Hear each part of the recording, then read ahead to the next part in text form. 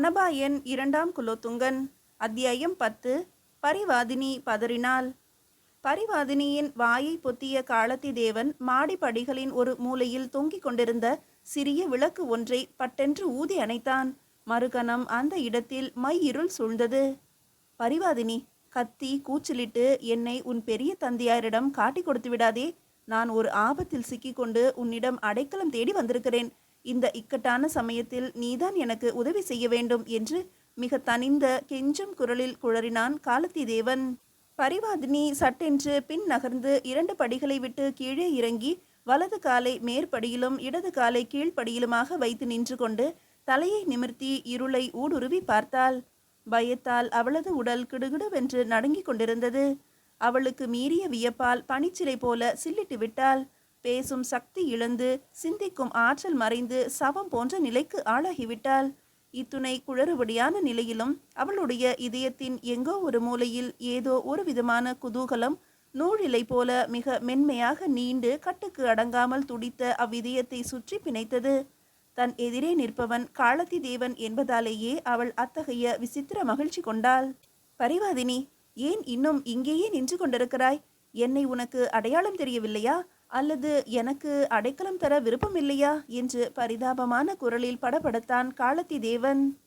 இதுவரை இருளில் இருளாக வெலவெலத்து நின்று கொண்டிருந்த பரிவாதினி சடார் என்று பாய்ந்து படிகளின் மேல் துள்ளி துள்ளி ஏறி ஓடினாள். அப்படி ஓடிய போது மீண்டும் காளத்தி தேவன் மீது பலமாக மோதிக்கொண்டாள். ஆயினும் அதை பொருட்படுத்தாமல் இருளில் தட்டு தடுமாறி படிகளை கடந்து மேன் மாடத்தை அடைந்து விட்டாள். விளக்கு எரிந்து கொண்டிருந்த விசாலமான அறை ஒன்றின் உள்ளே நுழைந்து அதன் பிரதான வாயிற்கதவை படீரென்று இழுத்து சாத்தினாள். ஆயின் கதவு சாத்தப்படுவதற்குள் அவள் பின்னாலேயே ஓடி வந்த காளத்தி தேவன் எப்படித்தான் அந்த மின்வெட்டும் நேரத்தில் அவ்வறையிலே போய் தொபீரென்று வீழ்ந்தானோ தெரியவில்லை. பரிவாதினி கதவை சாத்தி தாழிட்டாள். அறையில் வந்து விழுந்த காளத்தி தேவன் கையையும் காலையும் தடவி துடைத்து கொண்டு மெல்ல எழுந்து நின்றான். பிறகு அந்த அறையை சுற்றுமுற்றும் ஒரு முறை பார்த்துவிட்டு சாவதானமாக போய் ஒரு ஆசனத்தில் அமர்ந்து திரும்பினான். அவன் எதிரே சாத்திய கதவின் மேல் சாய்ந்து நின்று கொண்டு அவனையே கூர்ந்து பார்த்து கொண்டிருந்தாள் பரிவாதினி. அளவுக்கு மீறிய பயமும் பீதியும் கோபமும் எரிச்சலும் கொண்டிருப்பவள் போல அவளது முகம் நெருப்பாக சிவந்து உடல் லேசாக அதிர்ந்து கொண்டிருந்தது. குளிர்ந்த புன்முறுவலுடன் காளத்தி தேவனும் அவளை கூர்ந்து நோக்கினான். உடனே பரிவாதினி அம்பு போல விர் என்று விரைந்து அவன் எதிரே வந்து டக்கென்று நின்று தன் 2 கைகளையும் சிற்றிடை மேல் தூக்கி வைத்து ஊன்றிக்கொண்டு, காளத்தி தேவரே, இதெல்லாம் என்ன நாடகம் என்று சீரும் பெண் புலி போல சினத்துடன் அதட்டி கேட்டாள். காளத்தி தேவன் மெய்யாக பயந்தவன் போல காணப்பட்டான். ஆயினும் அவன் முகத்தில் குறும்பிலே தோய்ந்த சிறு நகை தவழ்ந்தது. தலையை சாய்த்து நிமிர்த்தி அவளை ஏறிட்டு பார்த்துவிட்டு மெல்ல தலை குனிந்து கொண்டு சொன்னான், நல்லவன் நல்லது எது செய்தாலும் அது நாடகமாகத்தான் தோன்றும் என்று. பரிவாதினி இதை கேட்டு மேலும் சீற்றமடைந்தாள். எது நல்லது? யார் நல்லவர்? எவரும் அறியாமல் பிறர் வீட்டில் நுழைந்து இருளில் மறைந்திருப்பது நல்லதா? அல்லது முன்பின் அறிமுகமில்லாத நங்கை ஒருத்தியின் வாயை பொத்தி அவளது அனுமதியின்றி அறையிலே வந்து உட்கார்ந்து கொண்டிருப்பவர்தாம் நல்லவரா? எது நல்லது என்றாள். காளத்தி தேவன் மென்முறுவலுடன் அவளை பார்த்து சொன்னான், பரிவாதினி, நல்லது சில சந்தர்ப்பங்களில் கெட்டது போல தோன்றலாம். நல்லவனும் சில சூழ்நிலையில் பொல்லாதவன் போல தெரியலாம்.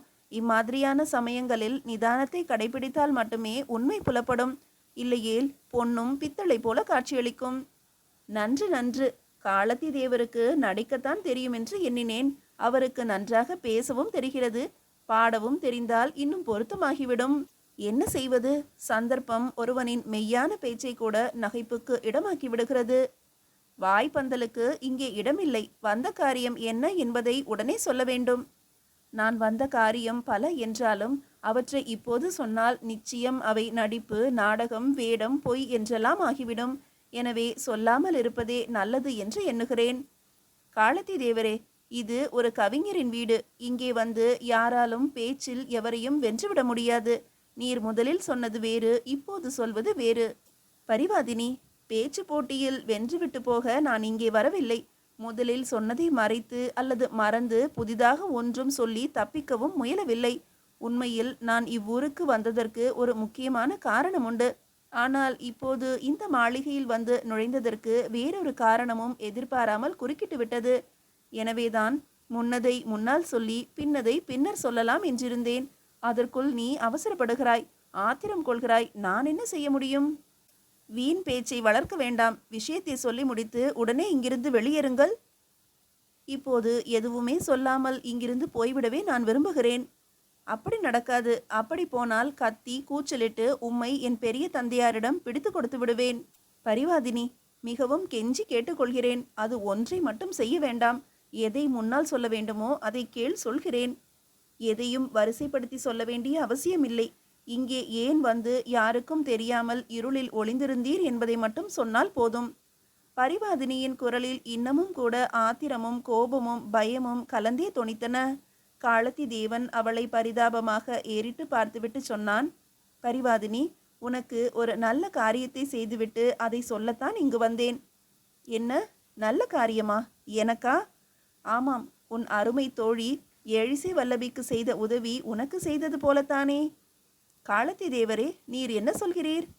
பரிவாதினி, சற்று நேரமாவது அப்படி அமர்ந்து நான் சொல்வதை அமைதியாக கேள். நீ நின்று கொண்டிருப்பதால் என்னுடைய கால்கள் நோவது போல இருக்கிறது. மனமோ அதைவிட அதிக வேதனை அடைகிறது. பரிவாதினி வியப்புடன் அவனை உற்று பார்த்தாள். பிறகு ஒன்றும் சொல்லாமல் அங்கே கிடந்த ஒரு ஆசனத்தில் போய் அமர்ந்து கொண்டாள்.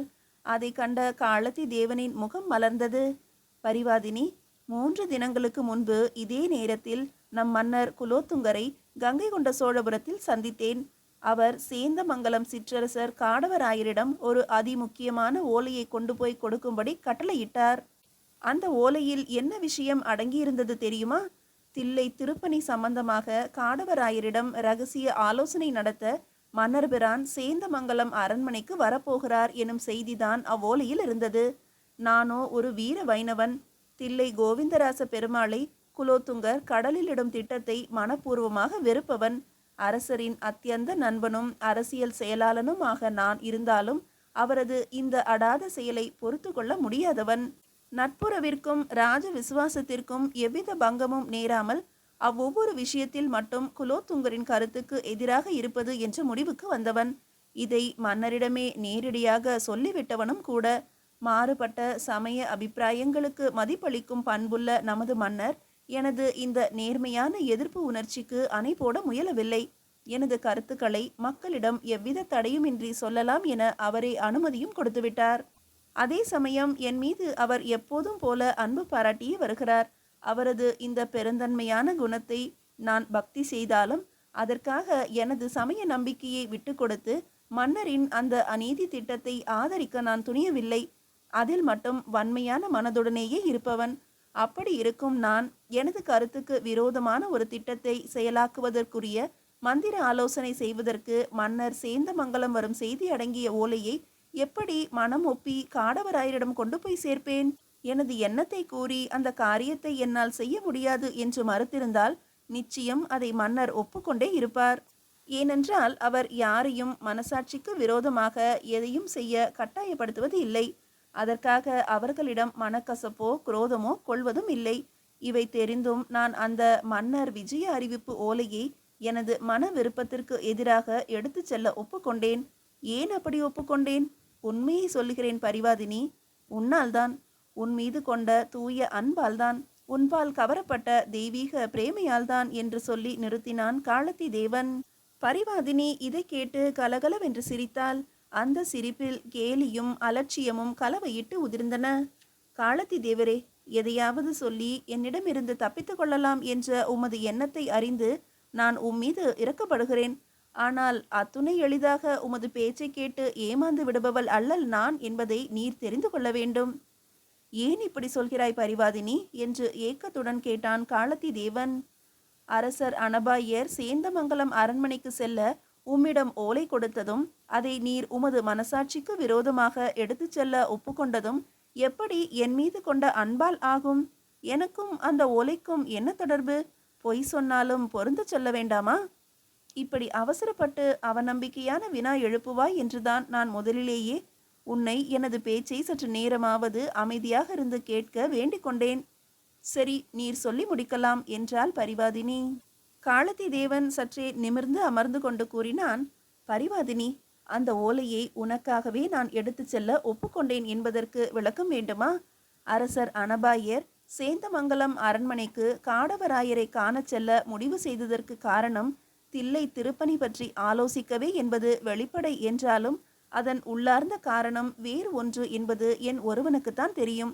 அன்றொரு நாள் தில்லை கொட்டகாரத்தில் திருப்பணி ஆலோசனை சபை நடந்து கொண்டிருந்த போது என் வாழ்க்கையில் எப்படி ஒரு பெரிய மாறுதல் ஏற்பட்டதோ அதே போல அரசர் அனபாயர் வாழ்க்கையிலும் ஒரு திருப்பம் ஏற்பட்டிருக்கிறது என்பதை நான் நன்றாக அறிந்து கொண்டேன். இதுவரை எந்த பெண்ணின் இதயத்திற்கும் அடிமையாகாமல் இருந்து வந்த அரசர் அன்று உன்னுடைய உற்ற தோழியும் சேந்தமங்கலம் இளவரசியுமான எழிசை வல்லபியிடம் தம் இதயத்தை பறிகொடுத்து விட்டார். நானும் அவ்வாறே அன்று பரிவாதினி என்னும் பத்தரை மாற்று தங்கத்தை பறித்து என் இதய பீடத்தில் வைத்து கொண்டேன். என்னை பொறுத்த வரையில் இந்த விஷயத்தை எனது இதய அடித்தளத்தில் வைத்து அழுத்தி கொண்டேன். ஆனால் மன்னர் குலோத்துங்கரோ அப்படி செய்ய வகையறியாமல் அந்த வல்லபி என்ற பெண்ணை பார்க்கவும் அவளுடன் பேசவும் துடியாய் துடித்து கொண்டிருந்தார். அந்த துடிப்பில் ஏற்பட்ட குயுக்தியான திட்டம்தான் அவர் சேந்தமங்கலம் அரண்மனைக்கு போக முடிவு செய்தது. தில்லை திருப்பணி ஆலோசனை என்ற போர்வையில் எழிசை வல்லபியை காணலாம் எனும் வேட்கை திட்டமே மன்னரின் மனதில் மறைந்திருக்கிறது. அதை நான் அறிந்து கொண்டேன். உடனே எனக்கு ஒரு எண்ணம் தோன்றியது. குலோத்துங்கர் எழிசை வல்லபியை கண்டு பேசுவதிலோ அவர்களது காதல் வளர வேண்டும் என்பதிலோ எனக்கு எவ்வித அக்கறையும் கிடையாது. ஆனால் எந்தவித லாப நஷ்டமும் எனக்கு ஏற்பட போவதும் இல்லை. ஆனால் குலோத்துங்கர் வல்லபியை சந்தித்தால் அவளுக்கு எத்துணை ஆனந்தம் ஏற்படும்!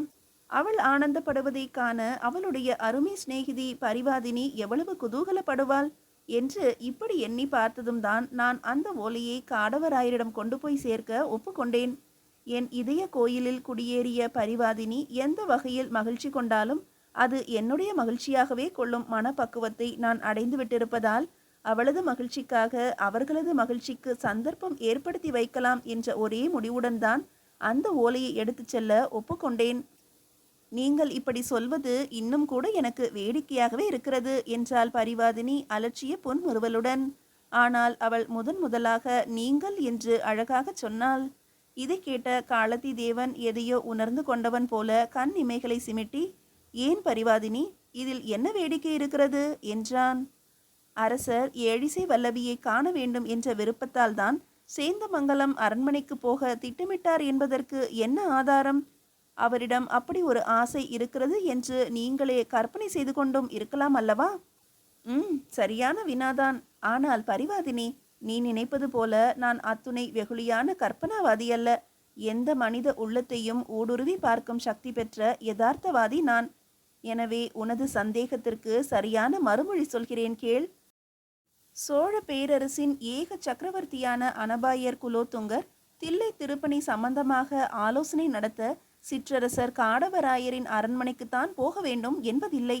ஒரு தூதுவன் மூலம் செய்தி அனுப்பி காடவராயரை கங்கை கொண்ட சோழபுரத்திற்கு வரவழைக்கலாம்.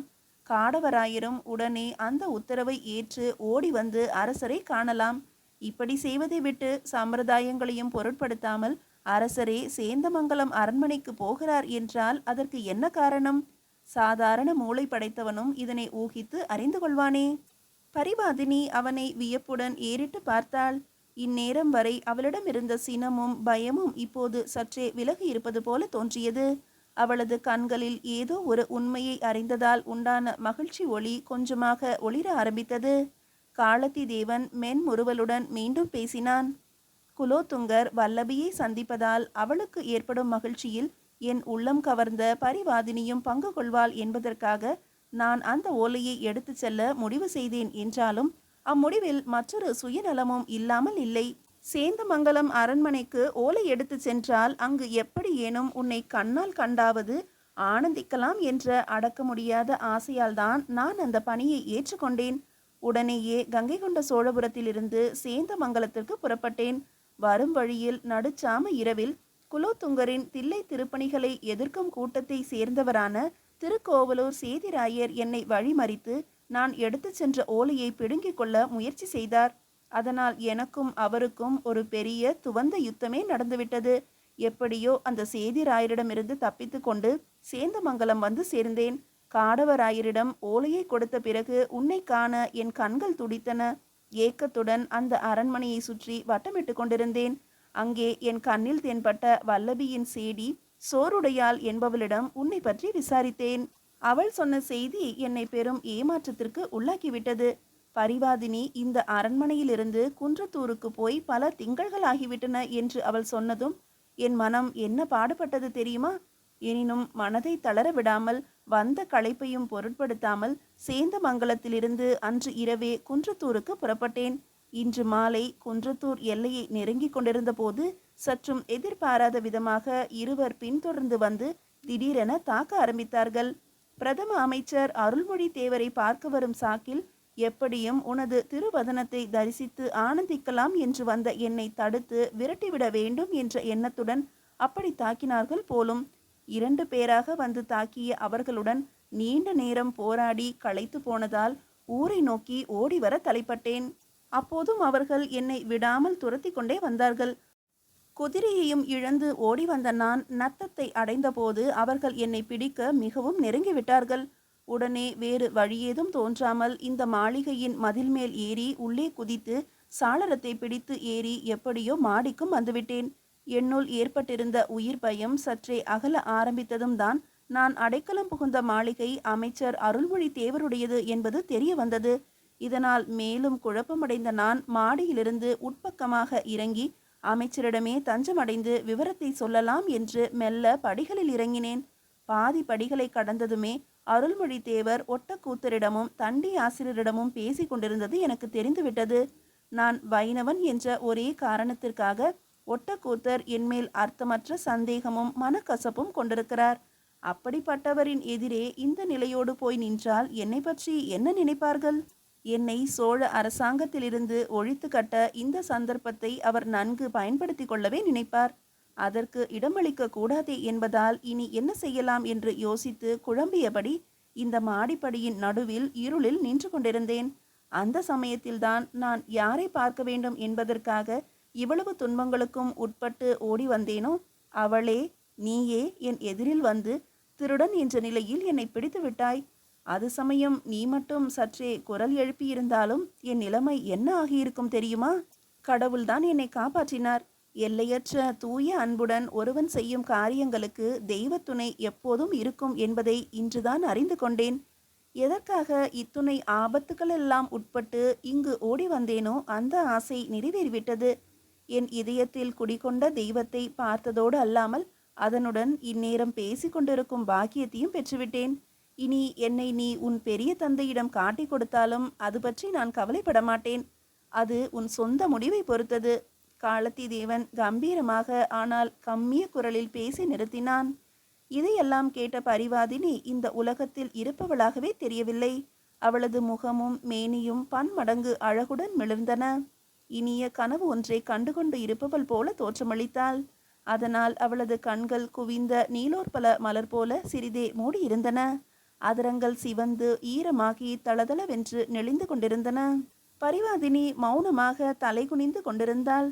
அவள் ஏதோ ஒரு இன்பமயமான பாட்டை தன் இதய வீணையால் உலர்ந்து மீட்டிக் கொண்டிருப்பது போல தோன்றியது.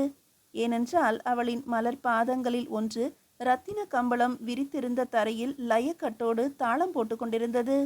தந்தம் போன்ற அவளது வலது கை விரல்களும் தொடை மீது துவண்டு தந்திகளை தடவுவது போல மாத்திரை அளவுடன் மெல்ல துடித்து கொண்டிருந்தன. பரிவாதினி, இனிமேலும் நான் இங்கே இருப்பது நல்லதல்ல. உனது மறுமொழியை கேட்டுக்கொண்டு புறப்பட விரும்புகிறேன். மீண்டும் உன்னை நான் விரைவில் சந்திக்க கடவுள் கருணை செய்வார் என்று தனிந்த குரலில் சொன்னான் காலத்தி தேவன். பரிவாதினி அவனை நிமிர்ந்து பார்த்தாள். அவள் முகம் திடீரென்று வாடியது. ஆமாம், நீங்கள் இப்போதே இங்கிருந்து புறப்படுங்கள் என்றாள் ஏக்கத்துடன்.